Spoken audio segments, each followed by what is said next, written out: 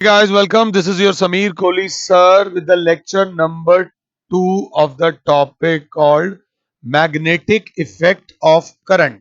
मगर magnetic effect of current कराने से पहले मैग्नेट की डेफिनेशन 1 कराई थी, डेफिनेशन 2 कराई थी और डेफिनेशन 3 कराई थी. ध्यान से देख लेना. Anything which can attract pieces of iron, nickel, tin, cobalt, etc. Second definition, a substance when suspended freely aligns itself in such a way that north pole of substance comes towards geographical north pole and accordingly का मतलब south pole की तरफ आ जाता है. जो तीसरी definition कराई थी लास्ट लेक्चर के लास्ट में, that any substance which makes a magnetic compass deflect is called a magnet. एक मैग्नेटिक कंपास ऐसे है नॉर्थ साउथ ईस्ट वेस्ट. एक सिंपल सी मैग्नेटिक कंपास है जो आराम से बैठी हुई है. यही मैग्नेटिक कंपास एक बार और बना लेते हैं. सिंपल सी मैग्नेटिक कंपास है जो आराम से बैठी हुई है और ऐसे रेस्ट कर रही है नॉर्थ पोल की तरफ, साउथ पोल की तरफ. इसके पास हम एक ऑब्जेक्ट लाए ए और नो डिफ्लेक्शन, कुछ नहीं हुआ, तो बच्चा बोलेगा जो ये ए है it is a non magnet. ये लोहा हो सकता है, मैग्नेटिक सब्सटेंस हो सकता है, बट मैग्नेट नहीं है. तो बच्चा कहेगा ये भी तो एक मैग्नेट है, ये भी तो इसको अट्रैक्ट कर सकती थी, बट इसका मैग्नेटिज्म बहुत बहुत वीक होता है. एक मैग्नेटिक कंपास का मैग्नेटिज्म वीक नहीं होता, बहुत वीक होता है. हाँ, इसी के पास अब हम एक ऑब्जेक्ट लाए बी, कुछ भी है वो, इसने हिलना शुरू कर दिया. वेन एवर, ये लाइन मैं ऊपर बता चुका हूं, अगर किसी के आसपास आने से मैग्नेटिक कंपास हिलने लग जाए, तो वो जो आसपास वाली चीज है उसे बोलते हैं मैग्नेट. उसे क्या बोलते हैं? मैग्नेट. अब इस चैप्टर में आगे बढ़ने के लिए ये वाली डेफिनेशन मेरे प्यारे बच्चों भूल जाओ, ये डेफिनेशन भूल जाओ और ये डेफिनेशन बचपन वाली ये भी भूल जाओ. अब आपके दिमाग में मैग्नेट की सिर्फ एक ही डेफिनेशन होनी चाहिए, क्या? कि जिसके आसपास आने से मैग्नेटिक कंपास हिलने लग जाए उसे क्या बोलते हैं? मैग्नेट. एनी सब्सटेंस अच्छा लग रहा है मुझे करना. Any substance which when brought near a magnetic compass makes it deflect is called a magnet. ये बस आप बात ध्यान से देख लीजिए, समझ लीजिए और अप्लाई कर लीजिए. अब मैग्नेट की जब भी बात होगी, जब भी इस चैप्टर में मैग्नेट की बात होगी, तो मैग्नेट से काम नहीं चलेगा. मैग्नेट की बात हुई है तो सर इसकी मैग्नेटिक लाइंस ऑफ फोर्सेस कैसी होंगी? सर इसकी मैग्नेटिक फील्ड कैसी होगी? मैं फील्ड के एक बार स्पेलिंग देख लूं. FIELD. मेरे को एक प्रॉब्लम है, ये IE के केस में मैं EI लिख देता हूं. अब अगर क्लास ध्यान से बैठी हुई है तो हमने क्या करा, एक ऐसे ही एक सिस्टम लिया. सिस्टम क्या? बैटरीज का सिस्टम लिया. Positive negative, positive negative, positive negative, ये सिस्टम लिया. सर्किट ओपन है, ओपन मतलब करंट फ्लो नहीं कर रहा, और ये वायर है, फिक्स्ड वायर है, ऐसे ही खाली बैठे हुए हैं। नाम देता हूं अभी आपको, इसको बोलते हैं स्विच, जो कि फिलहाल ओपन है। ये पॉजिटिव टर्मिनल, ये नेगेटिव टर्मिनल। यहां पर हम एक मैग्नेटिक कंपास ले आए, ईस्ट वेस्ट, और ये एरो मारी, ऐसे करके मैग्नेटिक कंपास ले आए। ये नॉर्थ पोल है, और यहां पर मैग्नेट का साउथ पोल, मतलब ये साउथ पोल, ये रहा नॉर्थ पोल ऊपर की तरफ है, साउथ पोल नीचे की तरफ है। इस एक्सपेरिमेंट को बोलते हैं OERSTED, ऑयस्टर्स एक्सपेरिमेंट। मेरी नीयत क्या है ये कराते हुए, ये मैं बाद में बताऊंगा, ध्यान से। फिर दोबारा हमने यही यही अपरेटस दोबारा बना रहा हूं, ये पॉजिटिव, ये नेगेटिव, ये पॉजिटिव, ये नेगेटिव, ये पॉजिटिव, ये नेगेटिव। ये सर्किट अगर हम क्लोज कर दें, ये नॉर्थ पोल था, यहां पे साउथ पोल था, और करंट फ्लो कराया, करंट फ्लो कराया, करंट फ्लो करा भी। इसका नाम लिखते हैं, यहां पर स्विच है, ये मोटा सा स्विच, और ये क्लोज्ड है, इसमें से पास कर रहा है करंट, और यहां पर हमने कंपास रखा हुआ है, नॉर्थ, साउथ, ईस्ट और वेस्ट। अब जरा ध्यान से देखना, when there is no supply of current, the magnetic compass is at rest. ये तार भी आराम से है, मैग्नेटिक कंपास भी आराम से बैठी हुई है। बट इस वाले केस में, दूसरे वाले केस में, ये फर्स्ट केस था, सेकंड केस में हमने स्विच को क्लोज किया हुआ है, वायर में से करंट फ्लो कर रहा है, वायर में से करंट फ्लो कर रहा है from positive terminal to negative terminal. तो हमने क्या देखा, यहां पर when current flows through a straight, straight word समझ आ रहा है, straight current carrying wire placed near a magnetic compass,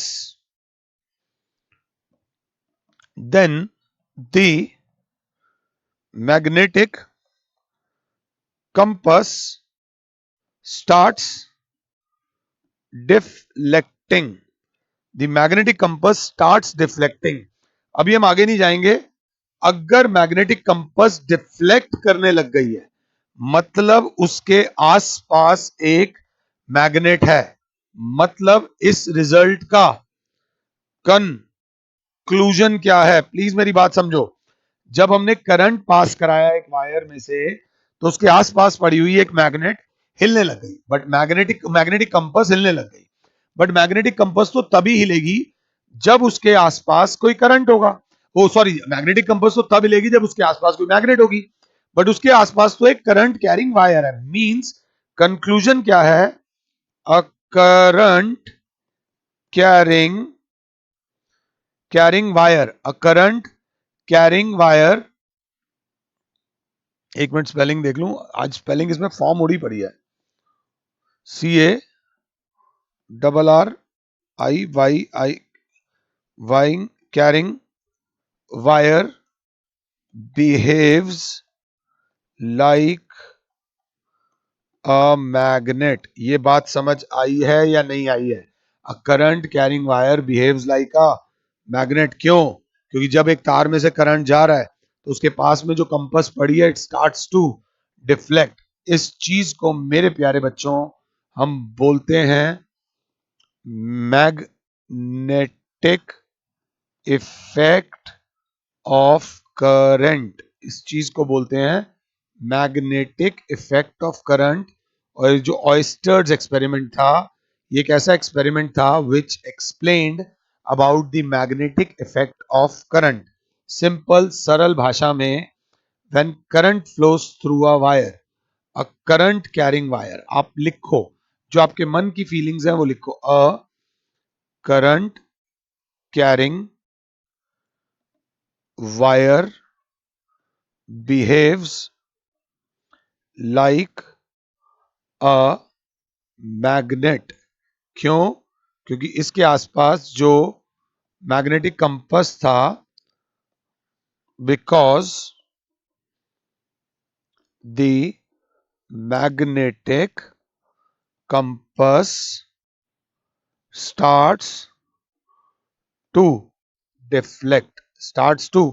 deflect as long as the current passes through the wire, as long as the current passes through the wire. A current carrying wire behaves like a magnet, ठीक है, and the deflection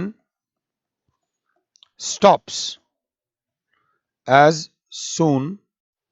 as soon as current is switched off। ये याद रख लेना। अब इससे ये पता चला कि एक वर्ड माइंड में आ रहा है, अगर बच्चों को समझ आ रहा हो, टीएम। टीएम मतलब टेम्पोरेरी मैग्नेट, तब तक ही हिला जब तक करंट जा रहा था। तो अब ये क्या है? This is a wire carrying current, और इसी पे मेरी नौकरी चली गई। It is not a wire carrying current, it is a straight wire carrying current. और अगर straight wire carrying current means ये एक तरीके की, अगर साथ हो तो टेम्पोरेरी मैग्नेट है। ये एक तरीके की टेम्परेरी मैग्नेट है। तो मैग्नेटिक फील्ड भी तो होगी of straight wire current, straight wire carrying current. अगर मैग्नेट है तो मैग्नेटिक फील्ड भी होगी, और अगर मैग्नेटिक फील्ड है तो मैग्नेटिक लाइंस ऑफ फोर्सेस भी होंगी। बट अगर कुछ भी इनकम्प्लीट लिखोगे तो इनकम्प्लीट समझ आएगा। मतलब magnetic lines of forces around a straight current carrying wire भी होंगी। पहले बात को समझो। अगर एक मैग्नेट है तो मैग्नेटिक फील्ड होगी। मैग्नेटिक फील्ड का ज्ञान हमें मिलेगा कहां से? By drawing magnetic lines of forces around a straight current carrying wire. तो इसके अंदर ध्यान से देख लेना, यूज होता है Maxwell's right hand thumb rule. आराम से समझेंगे। Maxwell's right hand thumb rule ये बोलता है कि अपना राइट हैंड लो और उसको ऐसे करो। जो थंब है वो डायरेक्शन है करंट की। जो डायरेक्शन ऑफ थंब है वो डायरेक्शन है करंट की। ऑब्वियसली थम्स अप है मतलब करंट नीचे से ऊपर जा रहा है। और जिस डायरेक्शन में तुम्हारी उंगलियां एनसर्कल करेंगी, जिस डायरेक्शन में तुम्हारी उंगलियां घूमेंगी, अगर आप भूत और चुड़ैल नहीं हो तो आपकी उंगलियां ऐसे घूमेंगी। जिसको ऐसे देखूं, ऐसे ऐसे कर रहा हूं, ऐसे घूमेंगी। तो देखो ये मूवमेंट क्या है, 12 9 6 3, 12 9 6 3 ऐसे घूम रही है। ऐसे घूम रही है मतलब एंटी क्लॉकवाइज घूम रही है। मेरी उंगलियां घूमेंगी एंटी क्लॉकवाइज। अब यही जो मैक्सवेल ने अपना अंगूठा दिखाया है, इसी को सरल भाषा में लिखने की कोशिश करते हैं। Hold your right hand in सच अ वे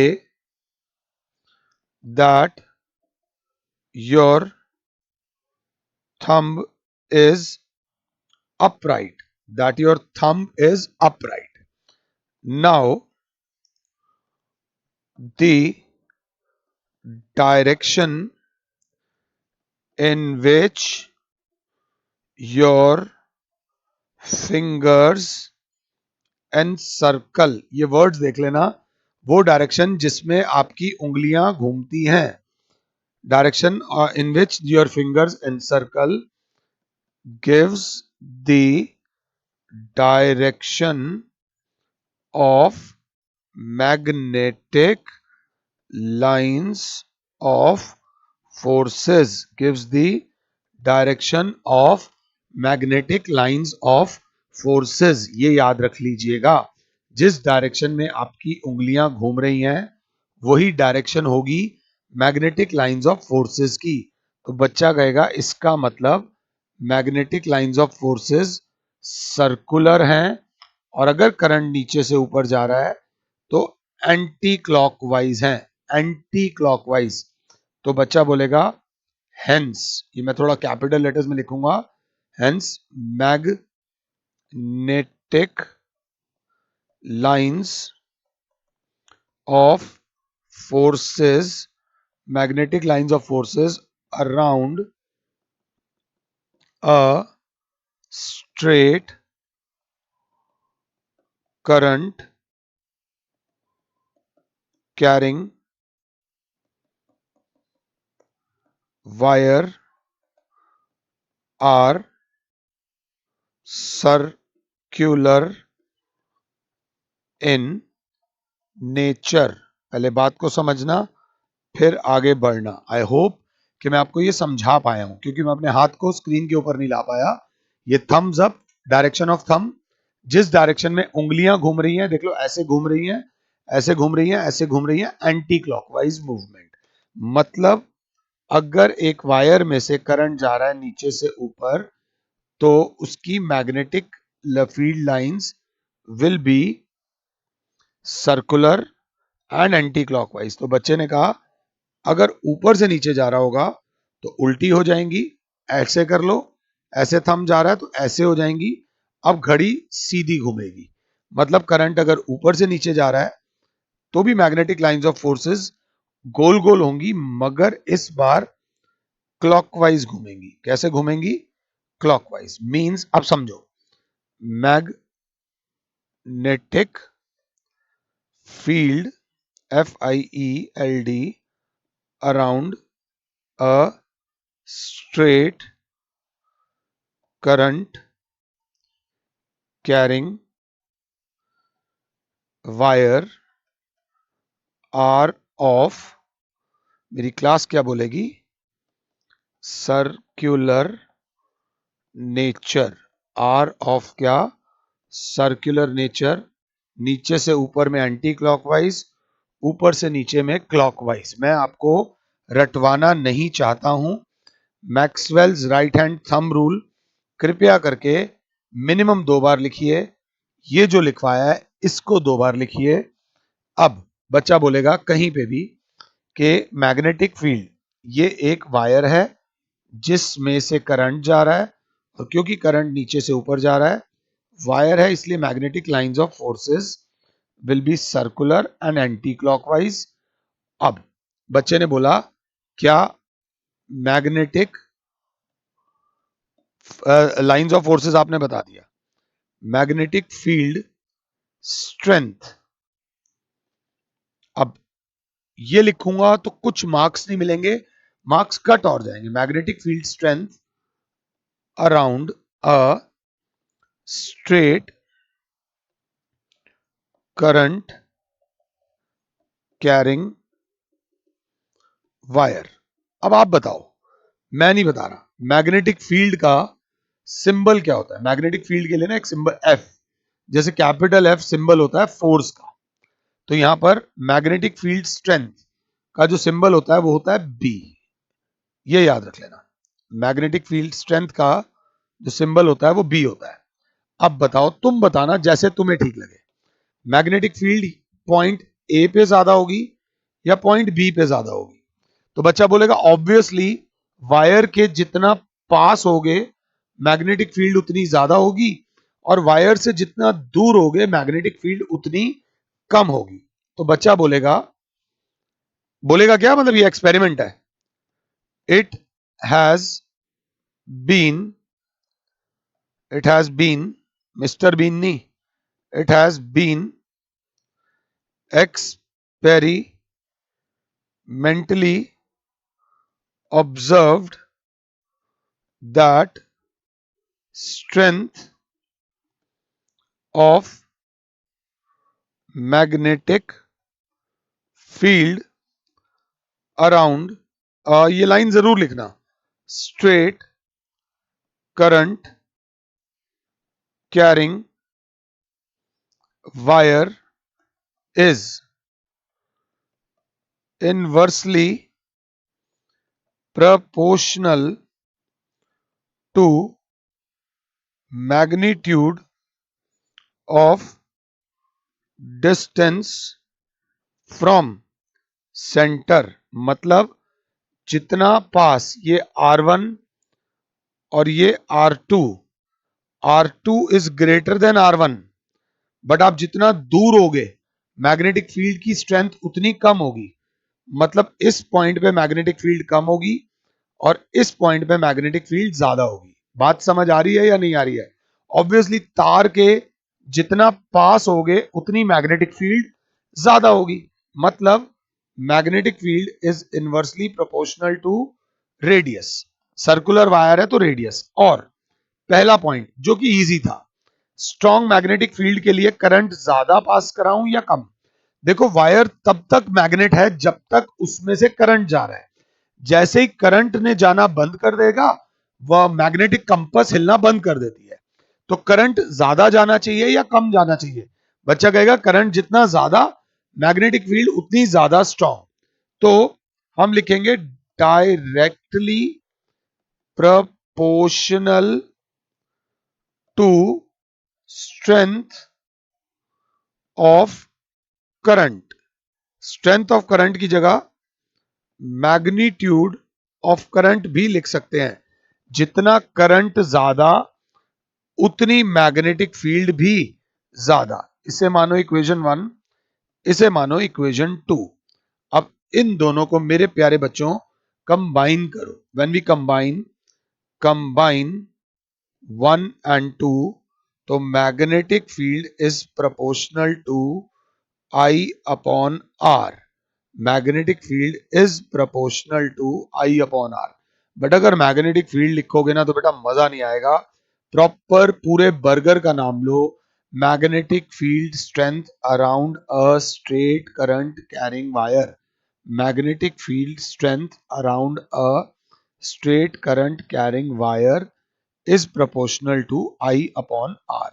और magnetic lines of forces will be circular and anti-clockwise। but physics में जब भी proportional का निशान हटाकर इक्वालिटी का निशान आता है तो एक कांस्टेंट आता है। यहां पर एक कांस्टेंट आएगा mu naught upon 2 pi. Mu naught 2 and pi are constants. ये क्या है? कांस्टेंट। सिर्फ यही बच्चे को डराते हैं।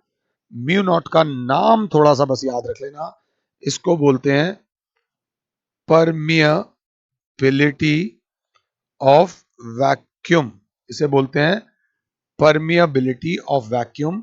और ये जो फॉर्मूला है, ये फॉर्मूला है formula for magnetic field around a straight current carrying wire। around a straight current carrying wire। कहीं पे एक वायर है जिसमें से करंट जा रहा है और एक वायर है जिसमें से करंट नहीं जा रहा है।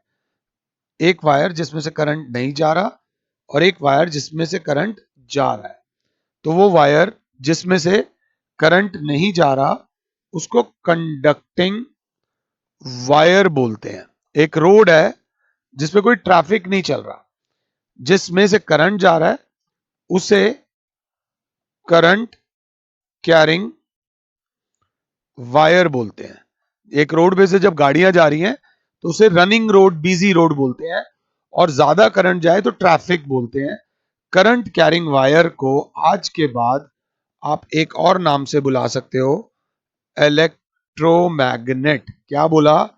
इलेक्ट्रो, इलेक्ट्रिसिटी की वजह से electro magnet. Electromagnet means any substance which behaves like a magnet as long as current flows through it. As long as current flows through it is called an electromagnet. अब मैं तुम लोगों को frustrate करूंगा। ये क्या है? A straight current carrying wire, जिसकी मैग्नेटिक फील्ड का फॉर्मूला है mu naught I upon 2 pi R. Mu naught I upon 2 pi R. और इसमें जो मैग्नेटिक लाइंस ऑफ फोर्सेस होती हैं वो सर्कुलर होती हैं और एंटी क्लॉकवाइज होती हैं। इस 15-20 मिनट के लेक्चर में कम से कम 100 बार मैं ये बात बोल चुका हूं। तो अब मैं चाहता हूं कि आप मैग्नेटिक फील्ड की स्ट्रेंथ को बढ़ाओ। तो मैग्नेटिक फील्ड की स्ट्रेंथ को बढ़ाया जा सकता है बाय करंट बढ़ाने से या आर को कम करने से। तो मैंने कहा मैग्नेटिक फील्ड की स्ट्रेंथ को बढ़ाओ, तो बच्चे ने कहा इसको बढ़ाओ तो मैग्नेटिक फील्ड स्ट्रेंथ कम होगी, और इसको कम करो तो मैग्नेटिक फील्ड स्ट्रेंथ बढ़ जाएगी। मैंने कहा और बढ़ाओ, बच्चे ने और बढ़ा दिया। मैंने कहा और बढ़ाओ, तो बच्चे ने आई और बढ़ा दिया, आर बिल्कुल उसके साथ चिपका दिया। मैंने कहा और बढ़ाओ, तो कहीं ना कहीं तो एक लिमिट आएगी ना कहीं तो लिमिट आएगी कि सर अब करंट और नहीं बढ़ाया जा सकता, इस वायर की इतनी लिमिट थी और हम वायर के पास ही जाके रख दिया है, आर को और कम नहीं किया जा सकता। मगर मैं फिर भी बोल रहा हूं मैग्नेटिक फील्ड की स्ट्रेंथ को और बढ़ाओ। मैं बार बार आपके पीछे पड़ गया हूं कि मैग्नेटिक फील्ड की स्ट्रेंथ को और बढ़ाओ। तो तुम कहोगे सर हमसे नहीं बढ़ रही। मैं कहूंगा अक्ल लगाओ और बढ़ाओ।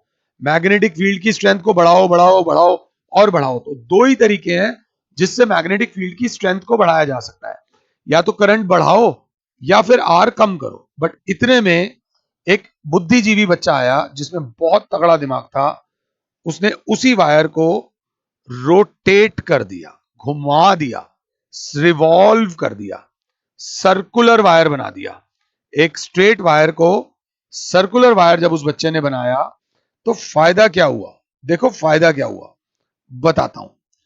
अब वही सिंपल वायर लेफ्ट साइड से मैग्नेटिक फील्ड प्रोड्यूस कर रही थी, अब राइट साइड से भी मैग्नेटिक फील्ड प्रोड्यूस होगी। वहां से एंटी क्लॉकवाइज हो रही थी, यहां से क्लॉकवाइज हो जाएगी। यहां पर स्ट्रेट वायर में बंदे को सिर्फ मैग्नेटिक इफेक्ट प्रोड्यूस हो रहा था लेफ्ट साइड से। यहां पर अगर कोई व्यक्ति खड़ा है तो उसे मैग्नेटिक इफेक्ट प्रोड्यूस होगा लेफ्ट साइड से भी और राइट साइड से भी। तो इसको क्या बोलते हैं? मैग्नेटिक फील्ड बढ़ी या नहीं बढ़ी? डेफिनेटली बढ़ी। तो बच्चा बोलेगा this is magnetic field around a circular coil. और साफ दिख रहा है सर्कुलर कॉइल के आने से मैग्नेटिक फील्ड बढ़ गई है। तो इसका भी फॉर्मूला होगा, मींस यहां पर formula formula for magnetic field strength around a circular wire. तो ये फॉर्मूला हो जाता है, पाई हट जाता है, मैग्नेटिक फील्ड का फॉर्मूला हो जाता है mu naught I upon 2 R हो जाता है। This is the formula for magnetic field strength around a circular coil. I hope कि मैं आपको समझा पा रहा हूं। ये बात याद रख लेना, सेम होता है बट उसकी वजह से वो और ज्यादा बढ़ जाता है। अब हम लोग और भूख, पावर की ना भूख होती है। मैं चाहता हूं मैग्नेटिक फील्ड की स्ट्रेंथ को और बढ़ाना। तो बच्चे ने कहा सर मैंने वायर घुमा तो दी, लेफ्ट से भी लो और राइट से भी लो। मैंने कहा मुझे और मैग्नेटिक फील्ड स्ट्रेंथ चाहिए। तो बच्चे ने कहा लो सर ऐसे कर लो, जितनी बार घुमाना है घुमा लो, इतनी बार घुमा लो। तो कोई भी वायर जो n बार घूमती है उसको बोलते हैं सोलेनॉइड। क्या बोलते हैं? Solenoid. A wire having n number of turns in it is called a solenoid। ऐसी वायर को बोला जाए है सोलेनॉइड। यहां से करंट जा रहा है, यहां से करंट आ रहा है। तो जब करंट जा रहा है तो क्लास देखेगी ऐसे जा रहा है और यहां से उल्टा आ रहा है। उस तरफ से देखोगे तो अलग लगेगा, इस तरफ से देखोगे तो अलग लगेगा।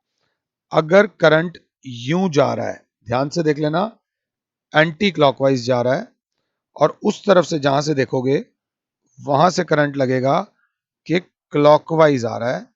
तो थोड़ा सा ध्यान से देख लेना। अभी इसको नेक्स्ट लेक्चर में कंटिन्यू करेंगे। जहां पर एंटी क्लॉकवाइज जा रहा है वहां पर साउथ पोल बनता है और जहां पर क्लॉकवाइज जा रहा है वहां पर एन बना है। एन मींस एक तरीके से नॉर्थ पोल बनता है। ये मैं इसी लेक्चर में खत्म करा दूंगा। करंट ऐसे जा रहा है, ऐसे ऐसे, नॉर्थ पोल। इसको बोलते हैं clock face rule. Clock face rule ये बोलता है कि द डायरेक्शन ऑफ करंट, दी, ये करंट ये क्लॉक वाइज डायरेक्शन है, ये एंटी क्लॉकवाइज, शायद मेरे मुंह से गलत निकल गया होगा, एंटी क्लॉकवाइज। तो क्लॉकवाइज डायरेक्शन में clockwise direction act as south pole and anti-clockwise direction acts like north pole. ये याद रख लेना। जो क्लॉकवाइज डायरेक्शन है जिसमें घड़ी सीधी चलती है, that is south pole. South ऐसे देख लो, ऐसे समझा रहे हैं वो आपको। और जहां पर घड़ी उल्टी चलती है ऐसे एंटी क्लॉकवाइज, वहां पर एन बन रहा है, N, that is north pole. So wire, a wire having n number of turns is called a solenoid, is called a solenoid। ध्यान से देखना, ये पॉजिटिव, ये नेगेटिव। करंट यहां से यहां जा रहा है, ऐसे करंट यूं जा रहा है। अब आप करंट की डायरेक्शन ही डिसाइड करेगी कि आपका क्या है। जिस तरफ क्लॉकवाइज हो वहां साउथ पोल और जहां एंटी क्लॉकवाइज हो वहां पर नॉर्थ पोल। तो इसी लेक्चर में थोड़ा सा खत्म करा देते हैं। Magnetic field around a solenoid. तो magnetic field around a solenoid, एक बच्चा बोलेगा स्ट्रेट वायर में मैग्नेटिक फील्ड का फॉर्मूला था mu naught I upon 2 pi R. Circular wire में मैग्नेटिक फील्ड का फॉर्मूला था mu naught I upon 2 R. और सर्कुलर के पापा, ये इसमें मैग्नेटिक फील्ड का जो फॉर्मूला होगा वो बराबर होगा mu naught I upon 2 R into N, where N is the number of turns, के वायर को कितनी बार घुमाया गया है, वायर को कितनी बार घुमाया गया है। And the strength of magnetic field around a solenoid depends upon a number of turns।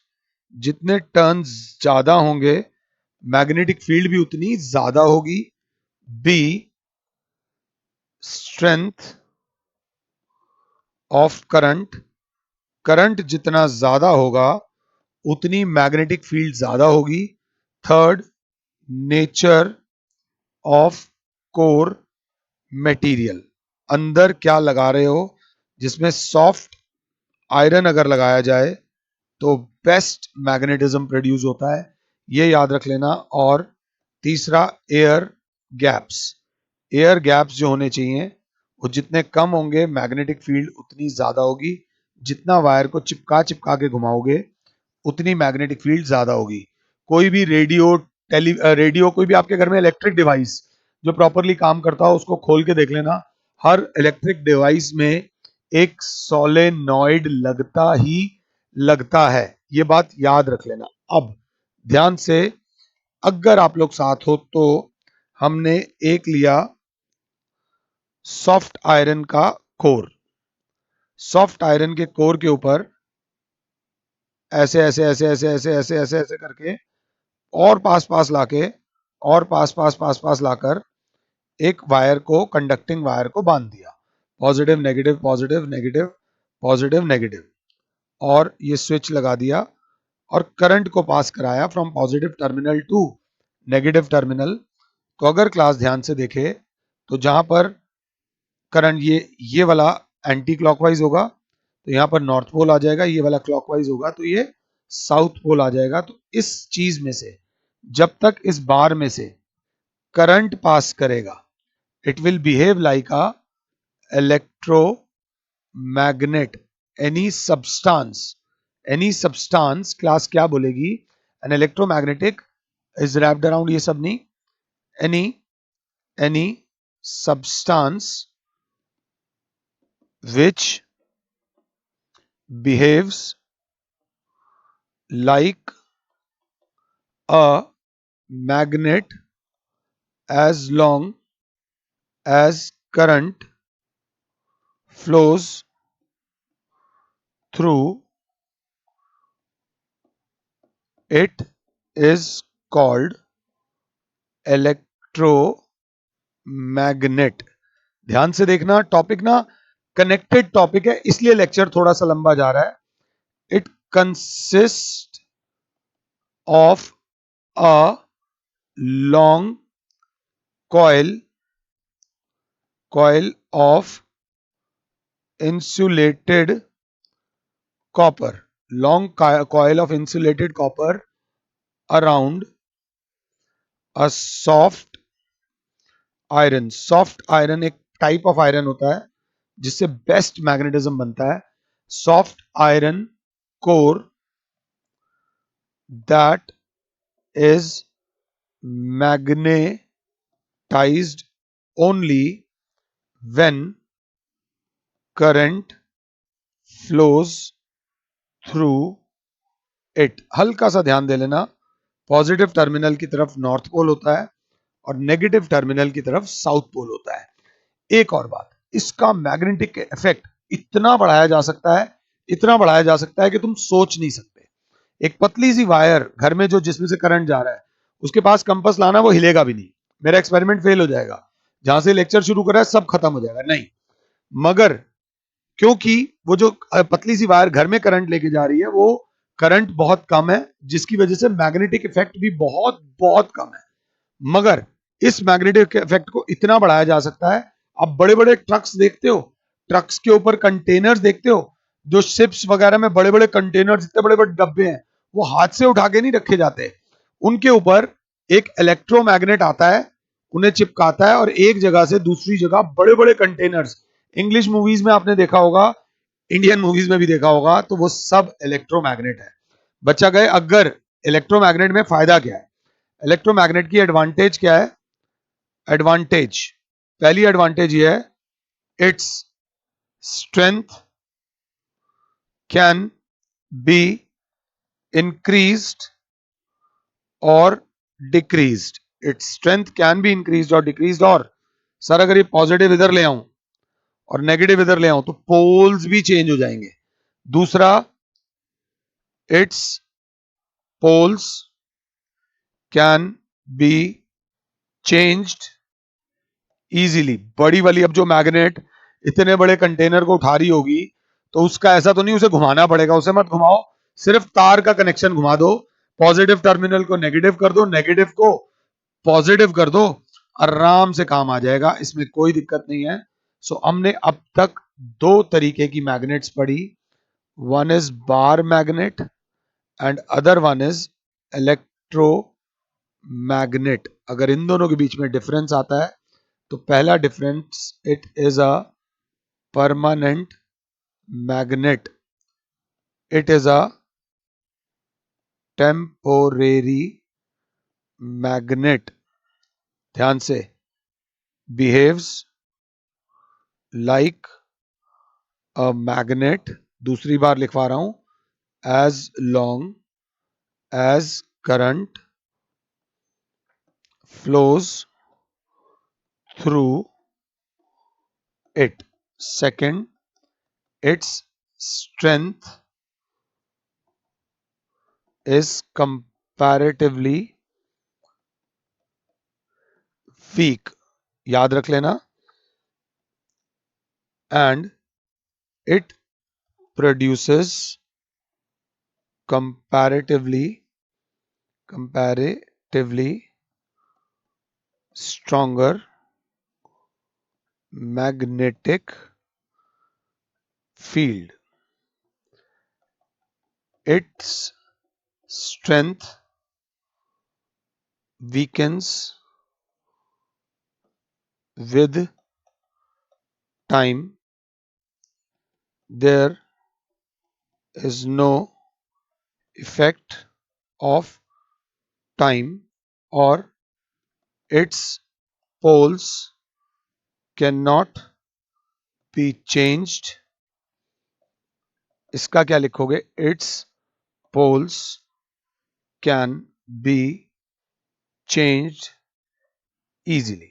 Its poles can be changed easily. ये मैंने आपको कराया है इलेक्ट्रोमैग्नेट और परमानेंट मैग्नेट के बीच का डिफरेंस। ये लेक्चर थोड़ा सा लंबा चला गया है तो घबराना नहीं, this is very easy lecture. देख लेना, एक बार नहीं हो तो दो बार देख लेना, और लिख लिख के करना। साइंस में जो भी नोट्स बनाओ वो लिख लिख के बनाना तो फायदा होगा, लिख कर नहीं बनाओगे तो फायदा नहीं होगा। This is what I can say you right now. फिलहाल के लिए और Sameer sir is saying you good bye, God bless all, जय माता दी।